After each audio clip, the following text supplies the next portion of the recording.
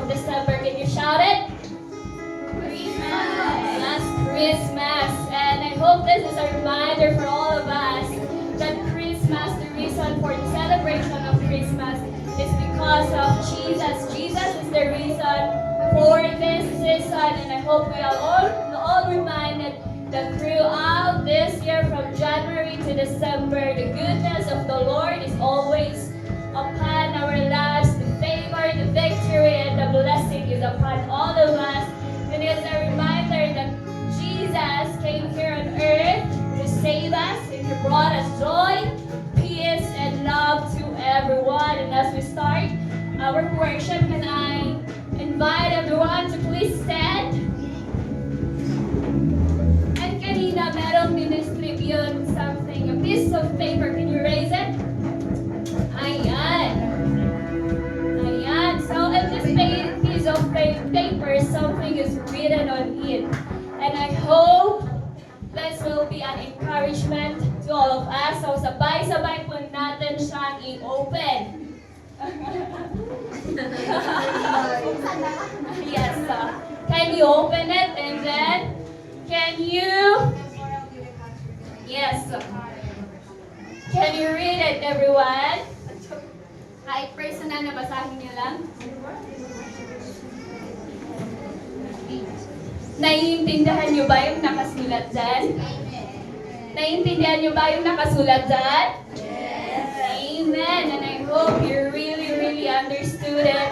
And then, as you have picked that one, and you remember the goodness of the Lord, can you mag-isip lang ng isang one word of declaration or encouragement from that verse?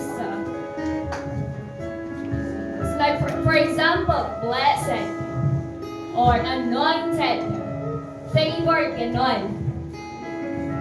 Okay? Nakaisip na ba kayo? Okay, and then kapag nakaisip na kayo, can you find a partner? Partner? Okay. Find a partner. And then I want that word of declaration, sabihin niyo sa partner niyo, and after you said that declaration, say something that can also encourage her throughout this week. Take heart because Jesus overcame the world. Sabi kasi doon is, in this world, ang daming tribulation, ang daming nangyayari maganda. Sabi niya na take heart because Jesus overcame the world.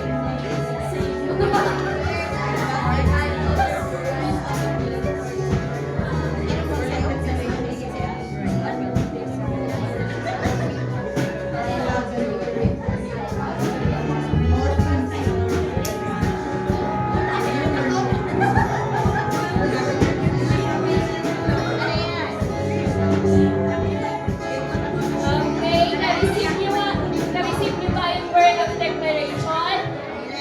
And did you receive that one word declaration? Did you receive it from your partner?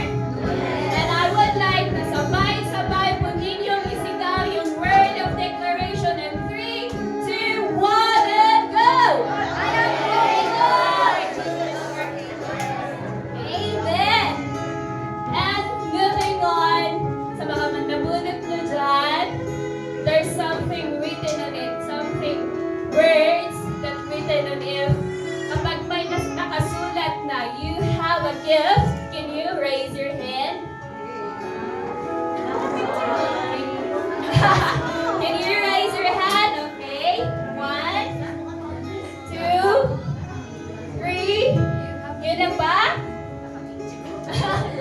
Oh, Pastor Ram. Yun na ba? I have a small token here. And if... Pwede ko ba kayong ma-invite dito sa harap? Yes.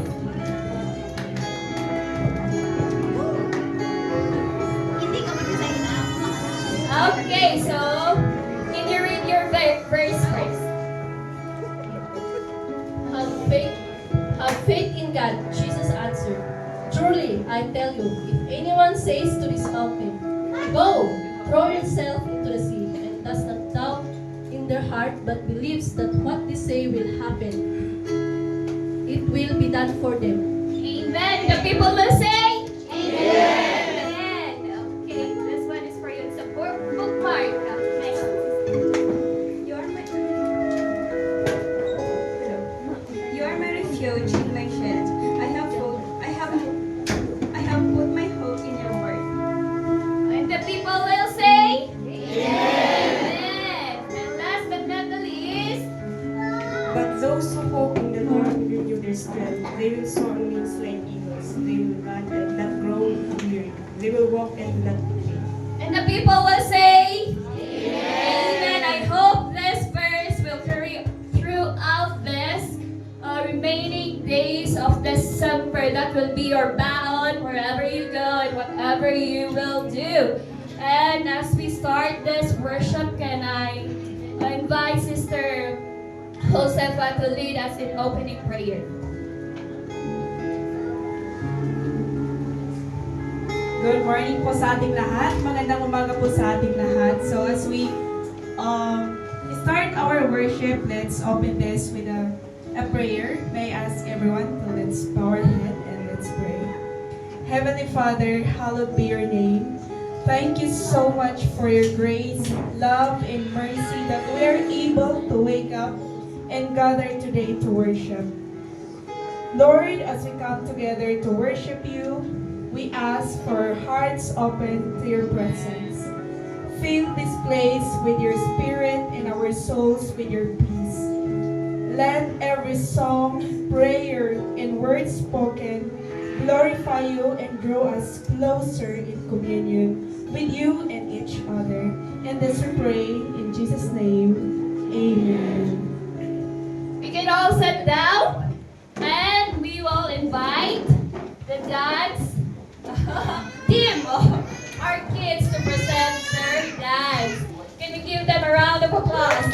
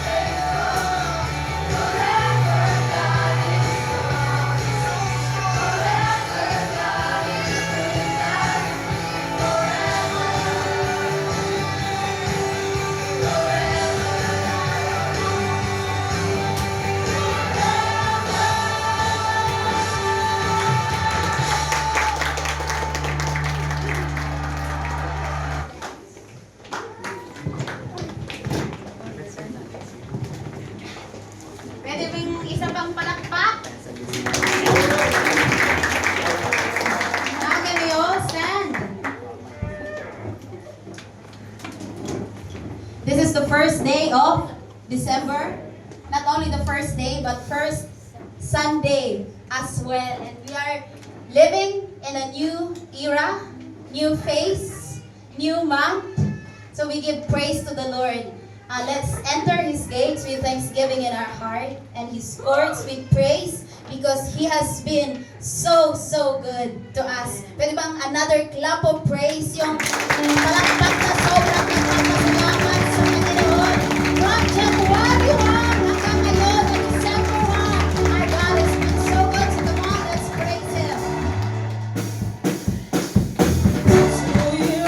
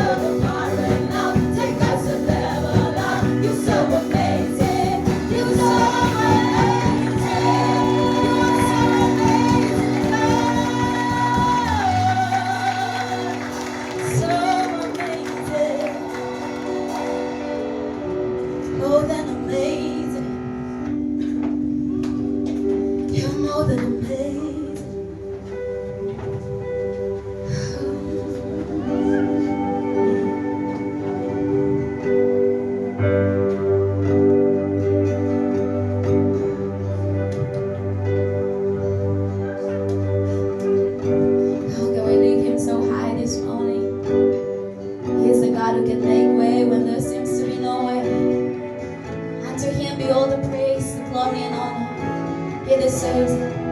It is right to lift Him high. It is right to worship Him for who He is in our lives, for what He has done in our lives.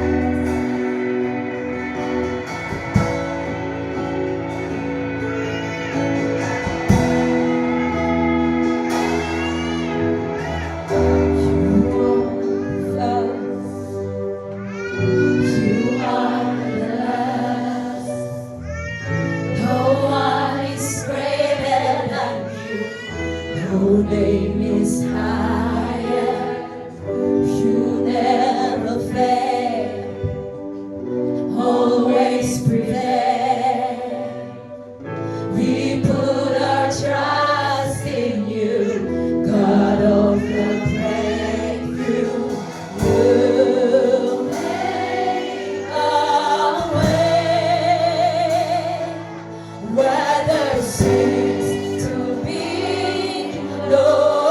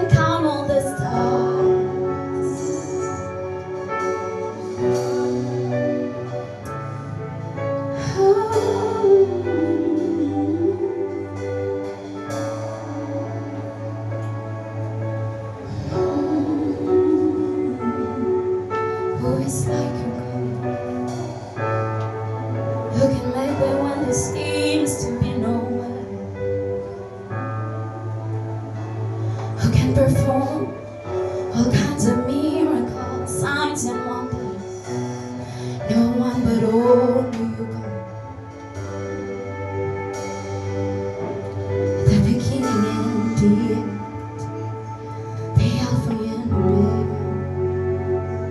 There is no one like you, so only you deserve some praise.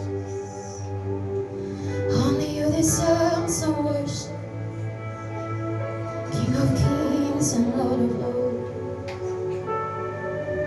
supreme ruler over all.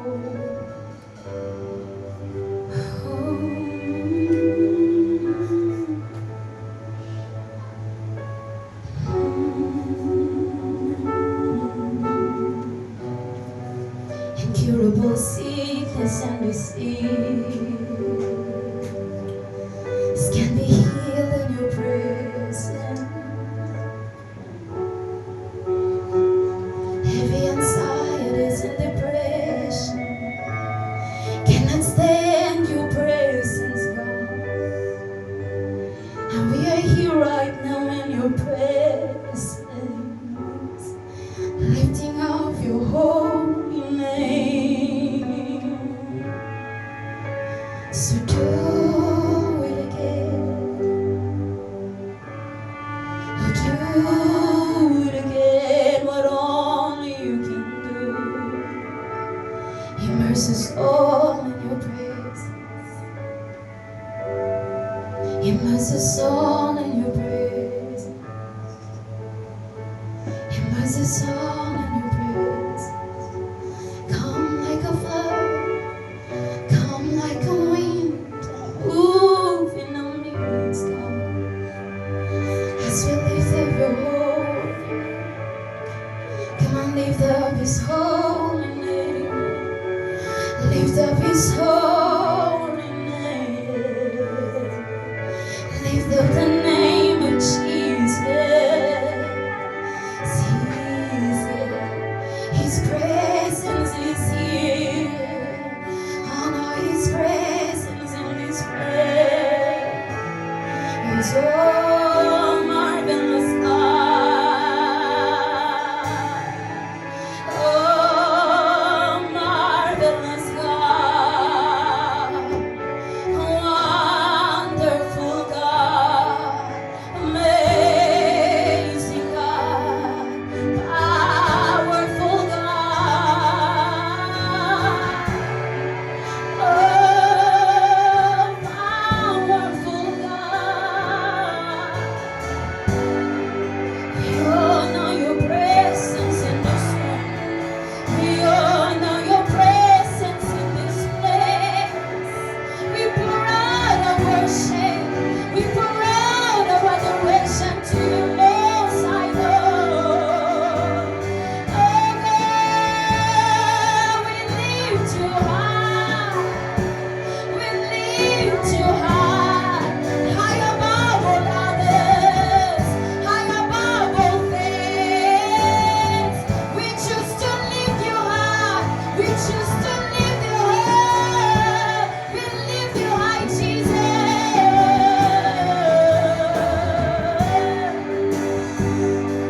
You are so good. You are so great.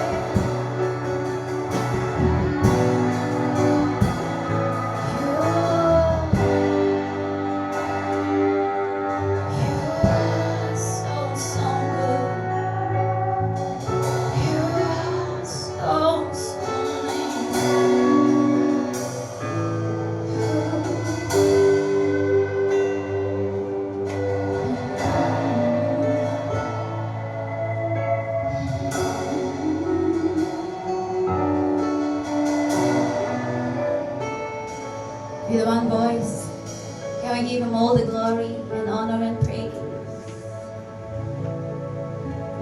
And unto God be all of the praise. Unto God, He deserves it. And all of the praise, for He has done great things.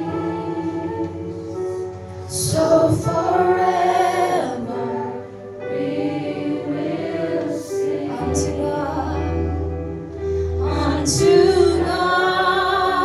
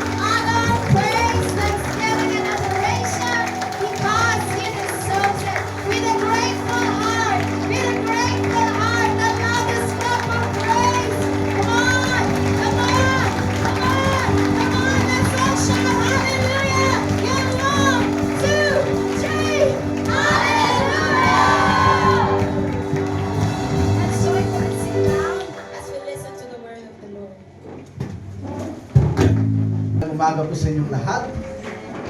Tingnan mo yung katabi mo. Bigyan mo siya ng nakaka-bless na smile. Come on. Yan, yung pinakamahal na smile. Sabi mo sa katabi mo, I'm blessed kasi andito ka. Praise the Lord for His goodness, for His love and His mercy. Kaya po tayo nandito sa umaga nito. And it's good to be with you, to worship the Lord with you. I believe God has prepared something for each and every one of us. So it's very important to buckle up. It's very important to focus. Kasi the Word of God is very powerful. Nagbabago ng buhay, nag-aayos ng buhay yung salita ng Panginoon. Naniniwala ako na walang ni isa dito gusto mo masayang yung panahon mo, gusto mo maaksaya yung oras mo, walang makitang resulta, yung lahat ng effort mo, yung mga resources mo, wala pong may ganun. Pero we want something na yung masasabi natin, wow, ito yung gusto ko na buhay. Ito yung gusto ko na nangyayari sa aking pamilya, sa aking future. Amen ba? Okay. Gusto ko ring sabihin that this generation, mga magulang, mga ate, kuya, mga kabataan, do you know that this generation is very, very important. Our generation today is very, very important. Pag pumunta ka po, tignan mo mga bata ngayon, marami ko na po silang alam na bad words. Punta kayo sa computer, tignan nyo, puro bad words po yung salita ng mga bata na nandun, naglalaro. Okay? So, this generation is very, very important. Yung mga magulang na andito, yung mga anak ninyo, paano ba sila magsalita? How they honor the parents? How they respect the parents? Makikita po natin that this generation is very, very important. That's why we have to build a right foundations. We must build a right foundation. Kasi pag pumalpak po tayo in building a right foundation on how we live our life, wala pong future ang next generation. Wala na po silang future. Baka lahat po nag-aaway, lahat po hindi maganda ang mga lumalabas sa mga bunganga nila. And we have to teach correct yung right mindset. Sa mga anak natin, sa mga kapatid natin, sa mga inaanak natin, sa mga apo natin, kailangan po i-correct natin. We have to teach yung correct mindset, yung tamang pag-iisip po. Kailangan iset po natin today yung tamang pag-iisip. We have to model yung right attitude. Hello? Kaya pag kuya ka, pag ate ka, you are a model. Isa kang model. You have to model the right attitude. Pag mga magulang, we must model the right attitude. Kasi sabi ko, ang generation na ito is very important. If you read the Bible sa generation ni Joshua, sa time ni Joshua, people serve the Lord. They love the Lord. Pero pagbabasa, pagkatapos po, sa last chapter ng Joshua, mababasa mo doon na the people served the Lord in the time of Joshua at yung mga kasama niya na nabubuhay pa. Pero after that, people don't know the Lord. The generation, yung mga sunod na generation, they don't know the Lord. That's why they forsake the Lord. They sin against the Lord. Nagalit po ang Panginoon sa mga Israelites. That's why this generation is very, very important. We have to model it right. We need to model it right. Paano ba mabuhay? Paano ba ang isang tao? Kailangan mag-model tayo ng tama. Amen? Sabi mo sa katabi mo, you are a model. You are a model. Last, because this generation is very important, we have to guide with love. We need to guide with love and with passion. Ibig sabihin, we will not stop. We will not give up. We will model. We will guide. Okay? We will guide with love and with passion. Amen? Ibig sabihin, kahit it is costly to protect this generation. It is costly.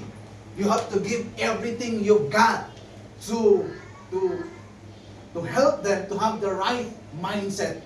Gagawin natin yon. We need and we must guide with love and passion. That's why every single one of you is very valuable, very important. Amen? Kaya, umayos ka na. Kung sa tabi, umayos ka. Magpaayos ka kay Lord. Amen? Okay, let us read the passage sa Acts chapter 8, verse 4 and 3 and 4. Sa NIV, pwede sa NIV. Meron ba tayong dyan, the voice na translation? NIV and the voice translation kung pwede. Acts chapter 8, verse 3 and 4.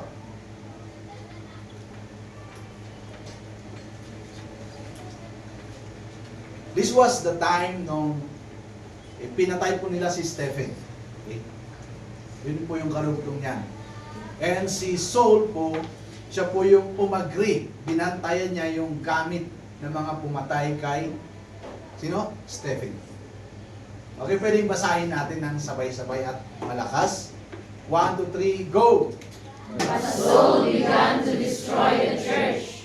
Going from house to house, he dragged off men and women and put them in prison. Those who had been scattered preached the word wherever they went. Amen. Merong the voice? Okay, pag wala ako nang mabasa. The voice. Sabi niya dito, young Saul went on a rampage, hunting the church, house after house, dragging both men and women to prison. They flee to the very place, all those who had been scattered by the persecution moved from place to place, and whenever they went, they weren't afraid or silent. Instead, they spread the message of Jesus. Amen. Kaya yung title po natin ngayong umaga, More Souls for Jesus. Okay, more souls for Jesus. Let's pray. Father, help us to understand your word. Help us to know you more, your heart, your will through your word. And Father, give us the courage, the strength to apply in our daily life your word. We thank you for your presence. We thank you for the Holy Spirit in this moment. In Jesus' name.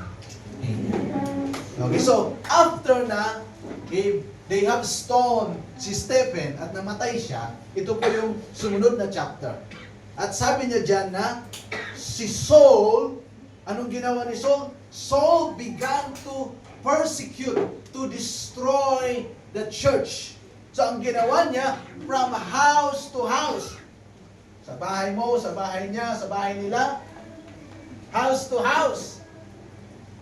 Kilala niya lahat po ng Kristiyano, lahat ng born again. Kaya from house to house. Paano niya alam na born again yung bahay na yon? Naririnig niya. Pag dumadaan, naririnig niya, nagdi-devotion. Ay, nagpe-praise and worship. Kaya kung napasok niya yung bahay na yon, meron siyang meron siyang license. Meron siyang license to do yung bagay na yon. So, yun ang kanyang ginawa. Going from house to house, he dragged. Isipin nyo, he dragged. You understand yung drag? Ano yun? Ha? Hinihila. Sa ayaw at sa gusto mo.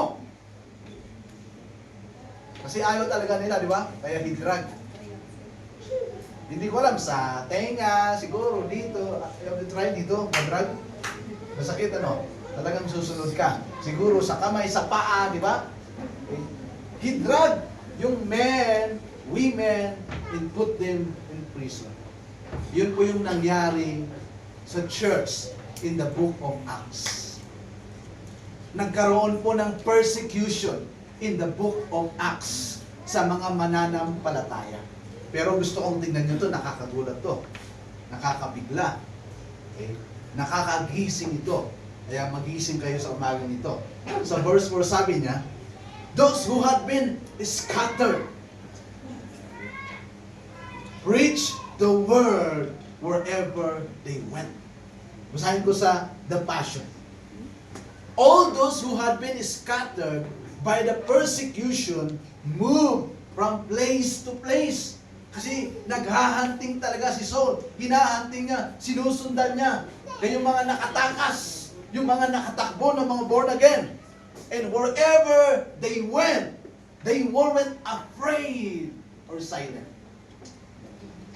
They spread the message of Jesus. So sabi niya, yung mga tumakbo, yung mga umalis, lumayo sa Jerusalem, hindi sila natakot to preach the gospel. Hindi sila nanahimik. Pwede naman silang pumunta doon sa bundok, magpakalayo-layo. Tumira doon, ma-isolate yung kanilang sarili. Kasi alam nila, in danger yung buhay nila because of their faith, because of the gospel. Pero anong ginawa nila? The persecution did not stop them to preach the gospel. Kaya sabi niya rito, wherever they are, wherever they went, saan man sila napadpad, saan man sila na mahinga, saan sila nag-lunch, saan sila nag-dinner, sabi niya, they preach the message of the gospel. They preach about Jesus. Sometimes in our life, God will give permission. Kagaya ng ginawa niya. The Lord allow the Christians in the book of Acts to be persecuted. Why? Para po yung sabi ni Jesus from the beginning that you will be my witnesses from place to place, from country to country, from nation to nation, mangyari. So the Lord allowed persecution of the early church so that the gospel, the message of salvation, the message of the love of God will be preached in every place. Yun po yung history, yun ang ating binabasa today. And kailangan po today, I want us to evaluate our life. I want us to check our life. Because we are disciples of Jesus. Amen? Naniniwala ka ba? Na ang ibig sabihin ng Christianity, you are a disciple of Jesus. Ibig sabihin ng born again, you are followers of Jesus. Amen? Amen. So, tignan nyo grabe yung mga disciples ni Jesus. Hindi lang sila tumakbo para tumakbo, but they run to preach the gospel. They run to preach the gospel. Ano yung pagkakaiba nila sa atin ngayon, sa panahon natin? Sa panahon po natin, yung persecution hindi po very slight po yung nararanasan natin na persecution. Sino sa inyo are persecuted because of your faith? Meron, pero hindi lahat. This moment, lahat kasi. Your life is in danger. Sa atin po, hindi natin maintindihan yung kung anong nararamdaman nila that moment. Yung sitwasyon nila, we cannot understand, we cannot perceive it kung anong nangyayari. Pero ano ba yung pagkakaiba nila noon at ngayon? Yung mga born again noon, yung mga followers ni Jesus noon at saka ngayon. What's the difference? Ngayon po, pag ang isang born again may problema, tumatakbo po, Lord, palayo. Ganun po. Pag nako-correct po sa loob ng church, nagtatampo po ang mga yan. Hindi na po nagpaparamdam. Nag-lead the group. Hindi mo na makunta. Tama ba? Sinong nakaranas na? Hindi sinasabi ko lang yung totoo. Yes, hindi na yan hindi na yan sisilpot sa cell group, hindi mo na yan makontak, pwede mag-meet tayo, di ba? Hindi na. Hindi mo na yan maahagila. Pero noon po iba. They are persecuted because of their faith to Today, we are being corrected and rebuked because we are doing wrong. Pero tumatakbo tayo. Parehas na tumakbo. No? Pero they ran toward Jesus. As we run away from Jesus. Yun po yung pagkakaiba. So today, gusto kong i-evaluate natin yung buhay. Magtatapos na po ang 2024. Magti-2025 na po. Amen? Hello? And sabi ko, this generation is very important. So we have to evaluate our life. So, una, understanding is very important. Yung understanding ng mga believers noon and our understanding ngayon, dapat po i-check natin. Amen? We have to understand. Okay? Bakit ba ako na-born again? Bakit ba ako nag-born again?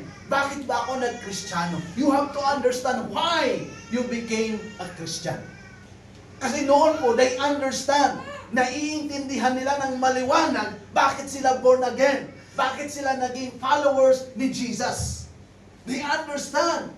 Okay? Yung pagkakaintindi nila maliwanag na maliwanag, kaya kahit po they are being persecuted because of their faith in Jesus, because of the gospel, hindi po nila tinakbuhan yung kanilang pananampalataya at relationship sa Panginoon. The more, even in this moment of persecution, the more they spread the gospel, they preach the gospel. Because their understanding is clear. Ibig sabihin kasi ng understanding, clear perception. Why I am born again. Klaro sa akin, na iintindihan ko bakit ako nag-born again. Hindi lang ako napasubo. Hello? Hindi lang ako, kasi gimmick lang kasi ito eh. No, hindi po ganun yung pagkakaintindi nila. Para nag-join lang ako, saling pusa lang ako. I want you to see, I want you to check yourself. How is your understanding? Kumusta yung pagkakaintindi mo sa buhay Kristiyano? That's why we have to level up our understanding. Hello? Sa paggamit ng cellphone natin, lahat ng features na gagamit nyo ba? Nung first time, hindi mo pa naiintindihan. Marami ka pang hindi naiintindihan. So, the more na iniintindi mo, the more na, paano yan? Ini-experiment mo yung cellphone mo, ano ba yung mga gamit nito na nandito, yung mga shortcuts na andito, the more na uunawaan mo, the more na gagamit mo ng maayos. Tama ba ako? Are you with me? Okay. Punta naman tayo sa trabaho, the more na nalalaman mo ano yung flow ng trabaho, yung administration, anong mga dapat nangyayari, then the more na umaayos yung pagtatrabaho mo. Okay, sa mga estudyante, the more you understand the formula, the more na nagiging easy every problem na kakaharapin mo. Yung may math teacher sabi niya, you don't need notebook sa math. All you have to do is understand. Intindihin mo. Hello? The formula. Then any problem, because you clearly understand the formula, hindi ka mahihirapan in solving the problems. Hello? The truth is, wala pa akong notebook sa math. I have no notebook of almost all the subject. Meron, pero tamad magsulat eh. Huwag niya akong gayahin. Magsulat kayo para meron kayo i-study. Okay. So, understanding is very, very important. Okay, gusto kong pakinggan nyo ito ah. The level of my understanding is the level of my growth. Hello? The level of your understanding is the level of your growth. Well, we want to grow, we want to be mature. Pero, pag yung level ng understanding mo sa Christianity ay sa level ng daycare, yun yung growth mo. Nasa daycare level ka. Hindi ko sinasabi na masama. It's wrong. Pero dapat iangat natin yung understanding natin. Because the level of your understanding is the level of your growth or maturity. Kaya nga sabi ni Apostle Paul, let us live the elementary teaching. Amen? It's time to live. It's time to level up. It's time to live and time to level up your understanding. Amen? Are you still with me? Meron ba kayo naiintindihan? Yes. Okay. Biblical po ito sinasabi natin ha. Kasi, pagkita po natin sa verse, yung level ng understanding nila ay mataas. So high. Kaya even they are persecuted, it does not stop them. To love the Lord and to obey His commands. Ginawa pa rin nila yung kailangan nilang gawin. Why? Because of the level ng kanilang understanding. Pangalawa, okay, yung conviction natin, our conviction also, ay mahalaga. Mahalaga yung conviction. Ibig sabihin ng conviction, a state of mind that it is free from doubts. My hope, my desire as your pastor ay hindi na kayo nag-aalinlangan sa pagiging Kristiyano. Actually, magka-connect yun yung understanding at conviction. Bakit ka nag-aalinlangan? Kasi hindi mo pa nauunawaan. Tama? Applicable yun sa mga business o sa mga, kahit sa mga ibang bagay. Okay? Hindi ka pa nagbibigay ng 100% all of your force kasi nag-aalinlangan ka. Bakit ka nag-aalinlangan? Hindi mo pa kasi naiintindihan. Hello? Are you with me? Okay. Dito yung mga musicians po, yung mga, bakit sila nag-aalinlangan na tumugtog or lakasan yung tugtog nila? Kasi parang kulang pa yung practice nila. Kaya minsan hindi sila makatugtog na may confidence. Yung nalakasan. Okay. Why? Kasi nag-aalinlangan sila. Baka mamali sila eh. That's why, the level ng, yung understanding natin is connected to our conviction. Pag yung understanding mo ay tama, then meron kang right conviction. Hello? Ibig sabihin, mawawala ka na kaysa sa doubts. Mawawala ka na sa pag-aalinlangan. Kasi naiintindihan mo, tama yung pagiging Kristiyano. Totoo itong pinasok ko. Ito yung pinakatamang nangyari sa buhay ko. Kaya yung conviction mo, magiging tama rin. Conviction is complete assurance of my faith. You are assured. Sigurado ka. You are certain. Sigurado ka na tama yung ginagawa mo na pag-serve kay Lord. Yung pananampalataya mo ay tama. Complete assurance of my faith. And then, right understanding comes right conviction. Sabi ko kanina, pag tama yung pagkakaintindi mo, tama rin yung conviction mo.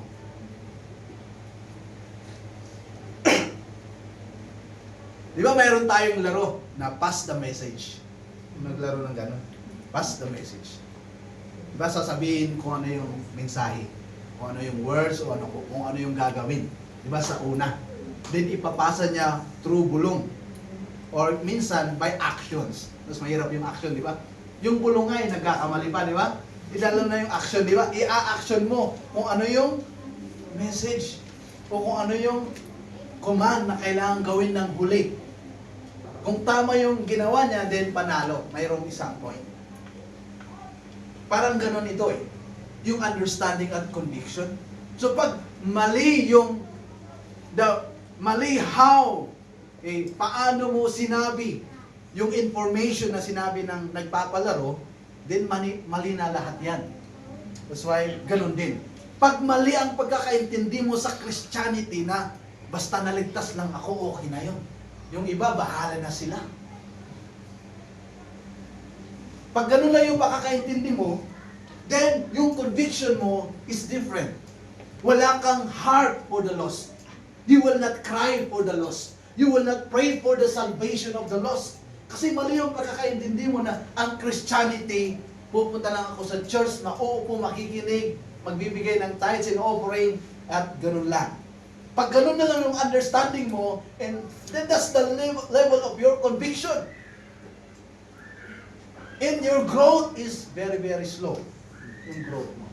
Kasi the level of your understanding is the level of your growth. That's why today we have to check ourselves. Kumusta ba yung pagkakaintindi ko? Because my understanding is, nakakonect yung conviction ko doon.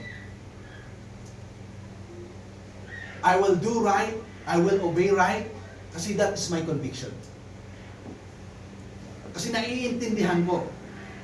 That's why I will do what is right. Amen? Sa pagpupuri, pag hindi mo naiintindihan na it is the will of the Lord for you to clap your hands and to dance, you will not do it. Hindi mo kasi naiintindihan. Pero pag naiintindihan mo yon, hello? Every time we worship the Lord, you will do it willingly.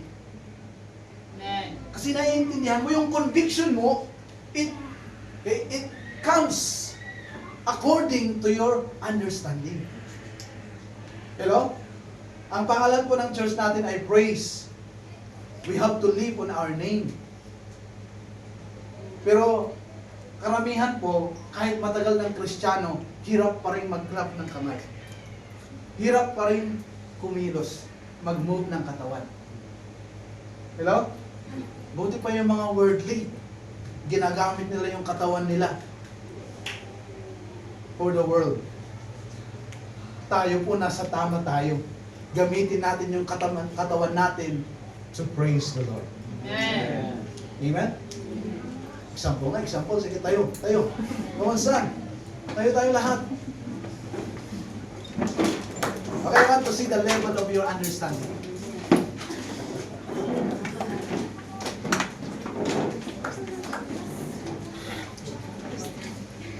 Okay. Taas ang kamay. Oh, gumaganda na. Okay, gumaganda na. You want to clap your hands.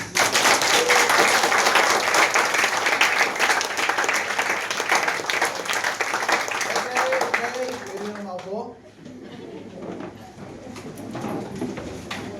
I believe sa present worship natin, mas maayos pa niya. Amen? Because, yung conviction natin ay naka-align sa ating understanding. So pag mali ang pagkakaintindi mo, mali yung conviction mo. Okay? So ang conviction ng mga believers that moment, kasi tama yung understanding nila, yung conviction nila, wherever they go, wherever they went, they will preach the gospel. Amen? So dapat ganun tayo. Saan man ako mapadpad sa araw na ito, I will preach the gospel. Why? More souls would. I understand that the salvation of the lost is the desire of the Lord my God. Why Jesus died? Because He want all people to be saved. So yun yung pagkakaintindi nila. That's why yung conviction nila, wherever we will go, may persecution, we are unstoppable. We will preach the gospel. Amen? Kahit exam ko ngayon, walang makakapigil sa akin na mag-devotion. Magdi-devotion ako ng 1 oras. 10 minutes lang ako mag-i-study. Why? My God is the source of wisdom. Pero marami. Okay? Buong gabing nag-study, walang time na mag-devotion. Anong nangyari? Na perfect ba ang exam? Gusto kong i-challenge yung mga student. Oh, nag-study ka ng buong gabi. Perfect ba? Hindi naman pala. So pwede ba? Bigyan nyo ng time si Lord. Si Lord kasi yung source ng wisdom eh. Yes. Alam nyo ba yun? Sana understanding, conviction is very, very important. Amen. Amen? Pangatlo, na gusto kong makita natin dito.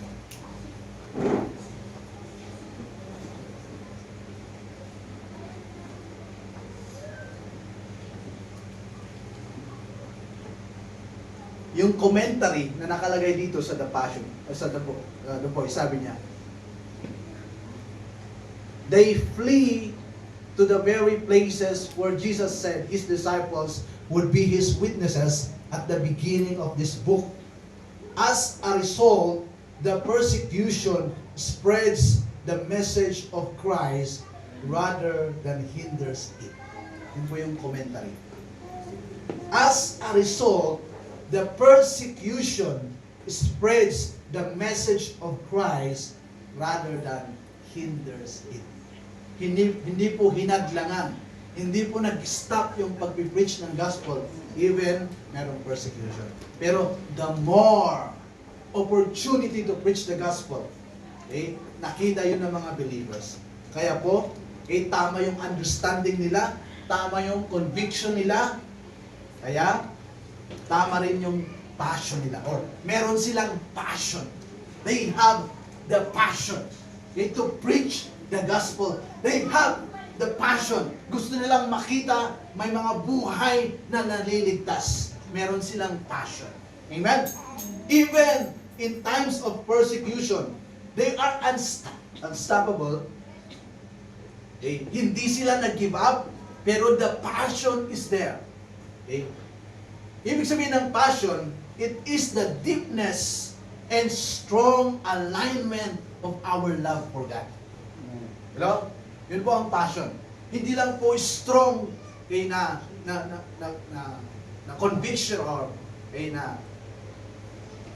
pagkakaintindi or obedience, but it is the deepness, gaano kalalim, gaano kalakas yung relationship mo sa Panginoon.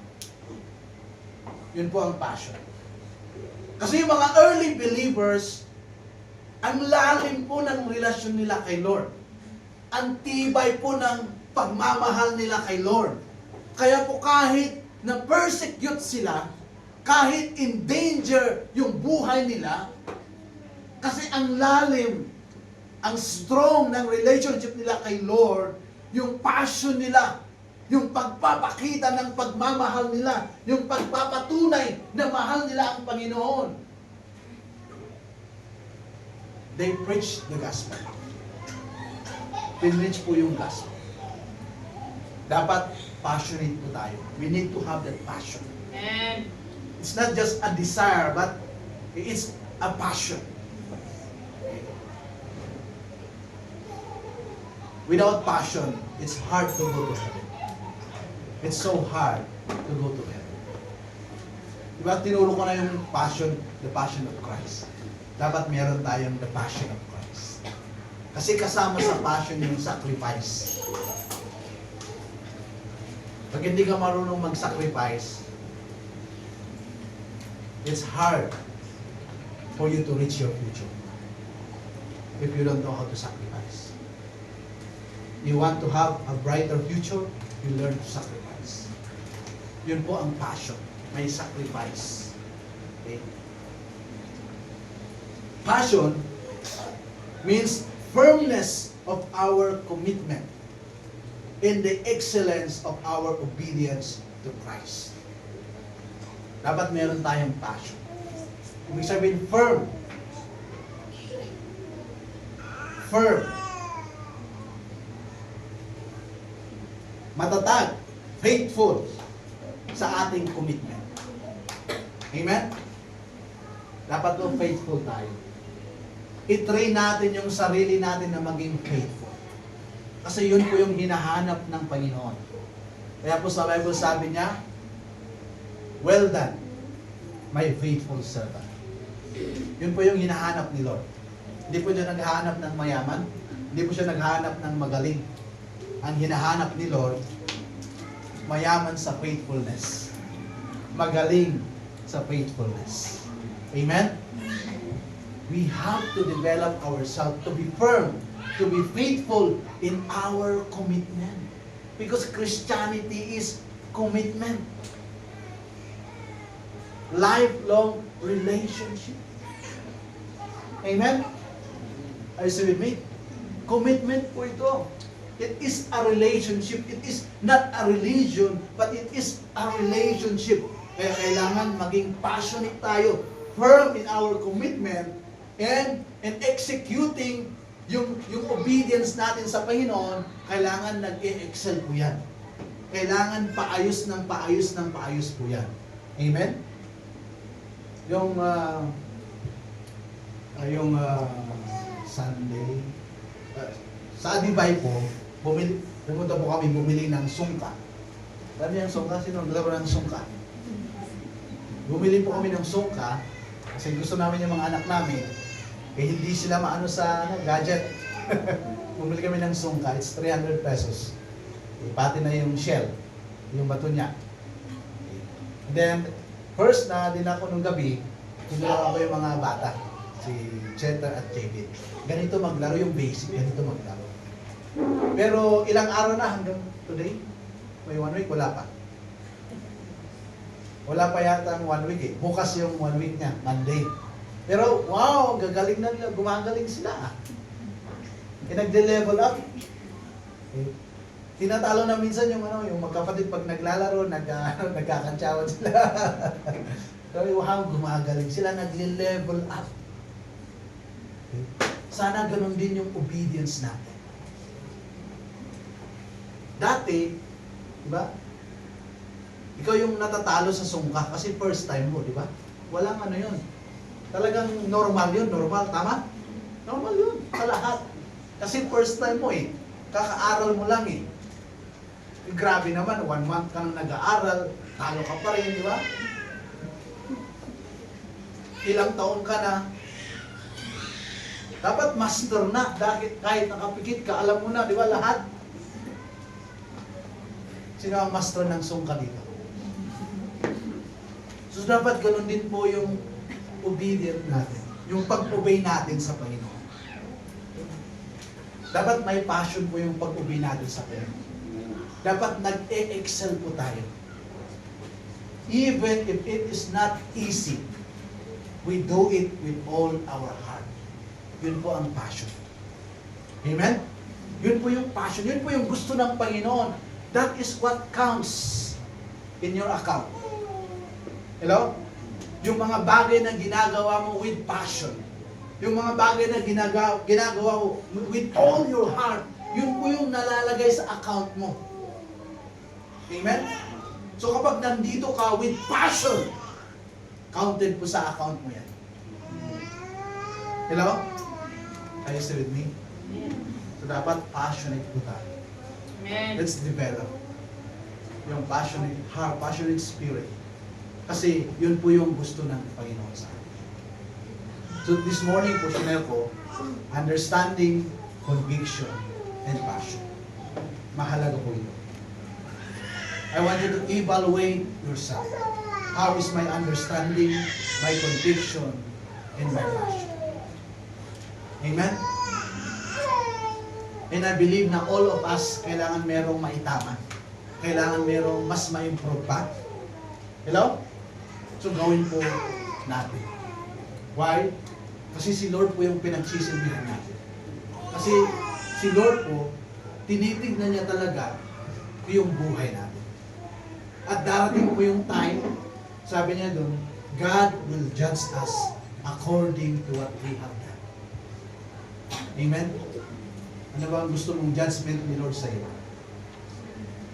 Then, it's time you do what is in line according to the will of God. Okay? I pray na maging gagaya tayo ng mga early believers. Okay? They are hungry for more souls for Jesus. They have that heart na maligtas. Yung mga lahat ng lugar na pinupuntahan nila, they want na maligtas yung mga tao doon. Ganun po sila ka-passionate in preaching the gospel. So I pray today sa atin na bago matapos yung taon, let's cry out, Lord, more souls for Jesus. Let's preach the gospel. Let's not be silent. Let's preach the gospel. So yung application natin, let's cry for the salvation of the lost. Every day, umiyak tayo in our prayer, in our devotion. Let's cry for the salvation of the lost. You know? We will not be silent.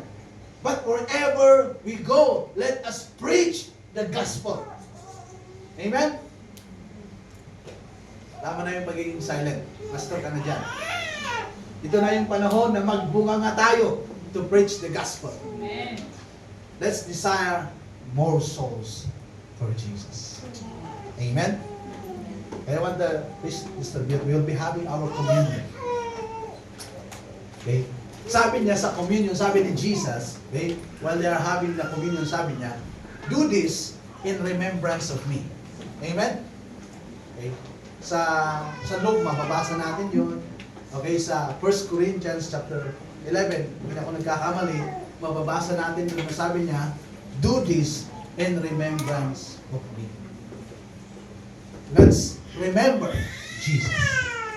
Bakit ba dumating si Jesus? Jesus came to be born, to die on the cross, and rose on the third day. Let's remember Jesus. Jesus came for the salvation of mankind. Amen? Pag hindi po dumating si Jesus, hindi wala po tayong kaligtasan. But we will die in our sins. Pero Jesus came para ikaw at ako ay maligtas. And sabi ni Jesus, gawin nyo yung communion. Alalahanin nyo. Bakit ako pumunta dito sa lupa? Bakit ako namatay sa cross? Bakit ako nabuhay? Para sa kaligtasan ng lahat. Amen? Masaya si Lord na naligtas ka. Pero hindi niya sinasabi na hanggang dyan ka na lang. Yes. Mas masaya si Lord pag dahil sa'yo, marami ang naliligtas. Amen? Amen. Kaya po yung communion na ito, let us remember bakit ka na born again. Bakit ka tinawag ni Jesus? Because Jesus died for you and died for the salvation of the lost. Amen? Amen. Gusto kong maalala po natin yan. At hindi lang po yun. Magko-communion tayo, ibig sabihin, iko-commit mo yung buhay mo na Lord, starting today, pag nagdaldal ako, may maliligtas. Amen. Lord, starting today, saan man ako mapunta, sisiguraduhin ko, I will preach the gospel. Kasi Lord, naiintindihan ko kung bakit ako na-born again. Lord, yung conviction ko, tama yung conviction ko na gusto mong maligtas lahat ng tao. That's why mayroon akong passion, Lord. Meron akong passion inside of me. There's a fire. Inside of me, andun yung love ko for the lost. Gusto ko silang maligtas. That's why today, Lord, this communion, not only to remember you, but also my commitment to preach the gospel. Amen? Amen. Tayo lahat.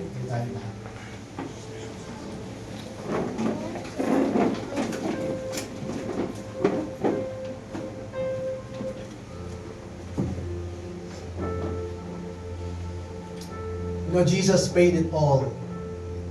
Ginawa ni Jesus yung pinakamahirap sa atin. Na hindi na po tayo yung lalatiguhin, hindi na po tayo yung pahihirapan, bubugbugin. Pero Jesus took all those. Hindi na po tayong mapapako sa cross. Jesus already done that. Ang kailangan lang natin gawin is, itama natin yung pag-unawa natin, yung conviction natin, and our passion. And I believe we can preach the gospel. We will have that desire for more souls for Jesus. Amen.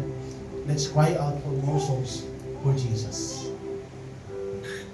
Let's give our best for more souls for Jesus. Okay? Yung bread po, it's the symbol of the body of Jesus. That Jesus' body took every pain, lahat ng sampal, lahat ng bugbog, lahat ng sipa, even the whip of the Roman, He took it so that in our suffering, in your suffering, yung suffering na yan, yung mga pain na yan, it will not stop you. It will not limit you in living as a true follower of Jesus. The true, yung pinagdaanan ni Jesus, kahit may suffering ka, kahit may pain ka, you can overcome. You can come out, not surviving, but you will come out alive. You can come out victoriously in all your problems, in all your challenges, in all the pain that you are suffering. Why? Because Jesus took it all for us. Kung nasa suffering ka man ngayon, nasa pain ka man ngayon, I want you to believe that you will be victorious. You will come out victorious, that you can overcome those, and will be a testimony, will be a time, a moment for you, that when you share to other people, you can witness that our God is a good God, a loving God. Let's pray. Jesus, we thank you for your body, that you took every pain, every hardship, suffering, even the Roman whip, for our healing, so that we can always come out victoriously in every pains we have. That even when we have suffering, it will not limit us. It will not stop us in having the passion to preach the gospel to the lost. Thank you, Lord, that we are always victorious. In Jesus' name, amen. Let's eat the bread.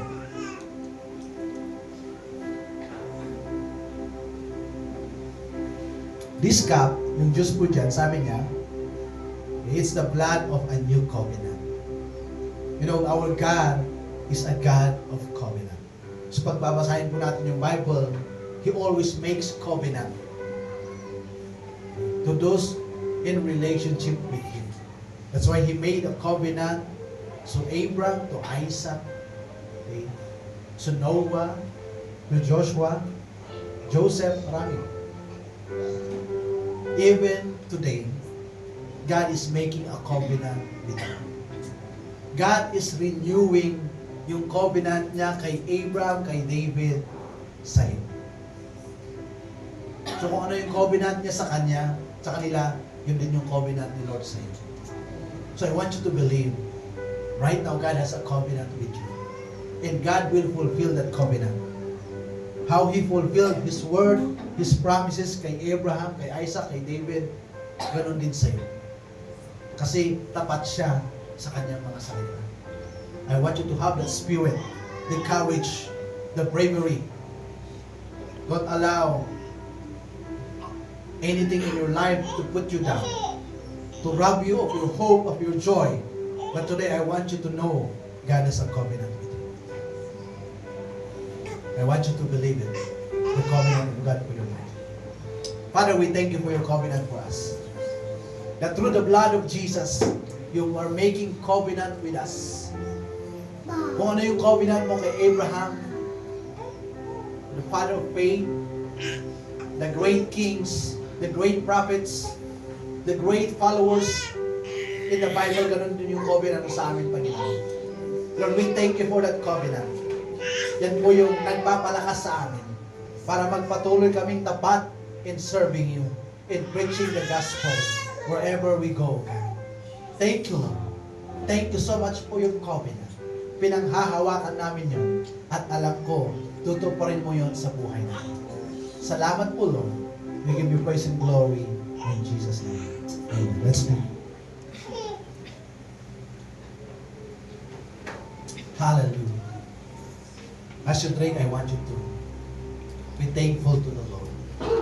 Because He is really good to you. He is really good. So good ang ating Panginoon sa bawat isa sa atin. Even in times na meron tayong pagkakamali, even in times na meron tayong mga pagkukulang, alam niyo, napakabuti ng Panginoon. Because God is always providing doors for us so we can stand again. We can walk on the right path. We can maayos natin yung buhay natin. And today, alam ko, God is changing you. God is transforming you. God is making you strong and courageous. God is giving you wisdom so that you can preach the gospel. Pwede ba ngayong umaga sabihin mo, Lord, use my life. Use me, Lord, so I can preach the gospel. Sa pamilya ko, sa mga kaibigan ko, sa trabaho ko, sa school ko, wherever I am, Lord, use my life so I can preach the gospel. Because I desire for more souls for Jesus. More souls for Jesus. More souls for Jesus. Hallelujah, Lord. Lord, today, we commit our life, O God. We commit our life.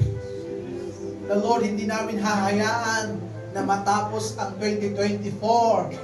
Lord, na wala pang naliligtas sa pamilya namin, Lord, sa mga kaibigan namin, sa katrabaho, sa mga kapitbahay namin, kaklase namin, Lord. Pero Lord, gamitin mo yung buhay namin. Use us, Lord. Use us so that somebody will be saved, O God. Lord, yung puso namin tumibok, Lord, ng pagmamahal sa mga hindi naligtas. Tumibok ng tama yung puso namin for the salvation of the lost, Lord. Magkaroon kami ng passion, Lord, for the salvation of the lost. Na hindi lang kami nabubuhay para sa sarili namin, pero nabubuhay kami, Lord, para sa gusto mo, Panginoon. Na yung mahal mo, mahal din namin, Panginoon. Yung ayaw mo, ayaw din namin, Panginoon. Hallelujah. Salamat po, Lord. I speak blessing upon your people, upon the church. Father, I pray, let your love overflow upon their lives. Yes. Fill them more of your love. Thank you, Jesus, for the victory you have given us. Lord, I pray that that victory will always accompany us all the days of our life. Yes. Thank you, Holy Spirit, that you are our comforter. You will comfort us as always, Holy Spirit. Thank you, Holy Spirit, that you are our guide. You are our teacher. You will teach us all things, Lord. Salamat po. Father, we thank you for your favor. We thank you for your goodness. We thank you for your blessings in our lives. Lord, we believe that we will be a witness, that we will be a testimony na ikaw na Diyos namin ay buhay, mapagmahal, at may magandang plano sa mga lahat ng nagmamahal sa iyo. Salamat po. Lord, I speak blessing upon your people. Lord, this week, Lord, we will make a difference. In Jesus' name I pray. Amen. And amen. Hallelujah. So I declare, na magiging tama na yung understanding ninyo, yung conviction ninyo, and of course, yung passion ninyo. Amen? God bless po sa inyo.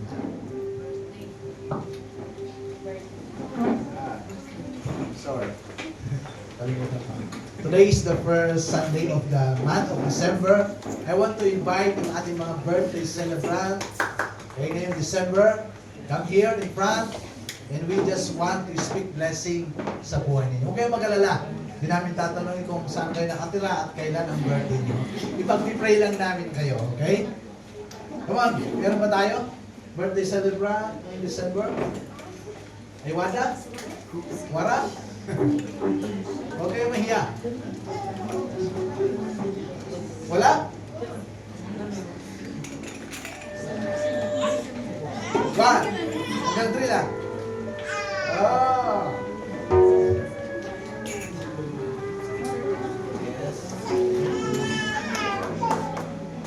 Okay. Oh, yung mga bata. Dalhin nyo rin yung mga bata.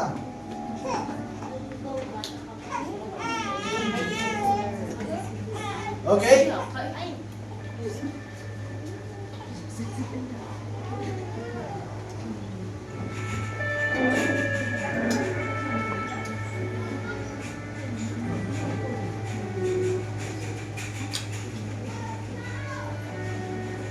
Wala na? Okay, come on, we pray for them. Let's speak all kinds of blessing sa kanilang buhay. Lord, salamat po sa mga kapatiran namin who would be celebrating their birthday ngayong December. We ask, Lord, for your full blessing sa kanilang mga buhay. Spiritually, emotionally, physically, financially, Lord, you bless them. And I believe tutulungan mo sila, Panginoon. Alam mo, Panginoon, you will strengthen them, you will encourage, you will empower them so that they will stand na merong pananampalataya, believing in your word, O God. Meron silang faith. And sabi mo, Lord, kung meron silang faith, whatever they will ask, they will receive it, O God. So we believe it, Lord, na nag-prepare ka ng magandang regalo para sa kanila, Panginoon. Thank you, Lord, sa buhay nila. Alam ko, Lord, gagamitin mo sila para maraming buhay ang makakakilala sa iyo. Salamat po, Lord. We speak all kinds of blessing. Lord, in your name, Jesus, naniniwala kami, Lord. Mas magiging maayos, mas magiging maganda yung buhay nila, Panginoon. They are blessed, and they are a blessing to their family, to their friends, and to their community, O God. Father, we thank you. This all we ask and pray in Jesus' name. Amen. Happy birthday sa inyo.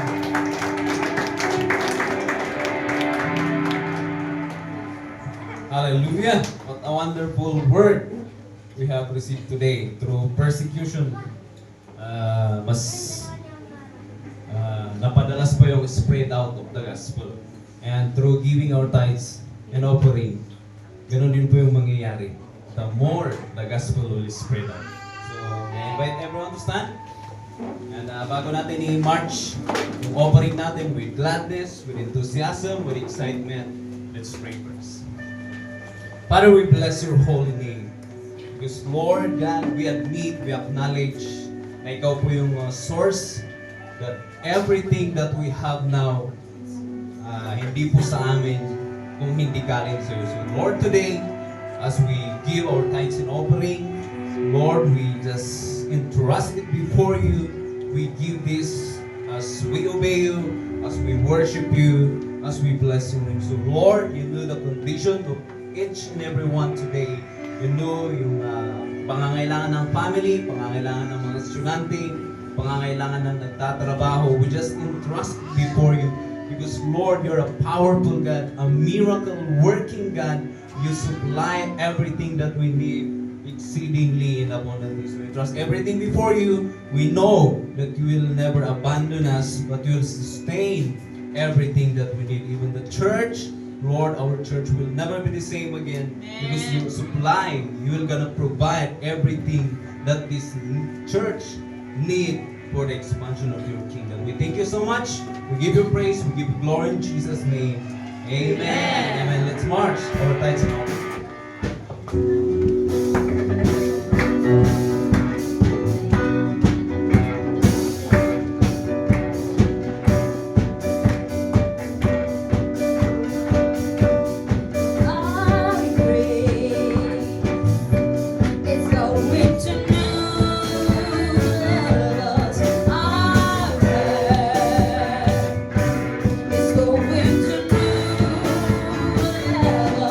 I will be like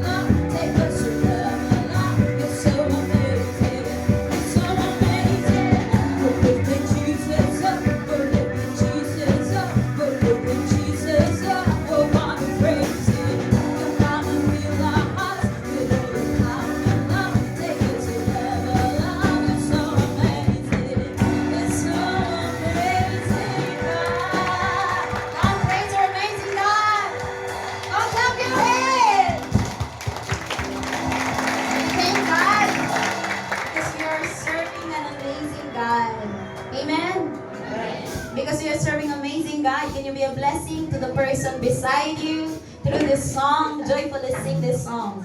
Amen.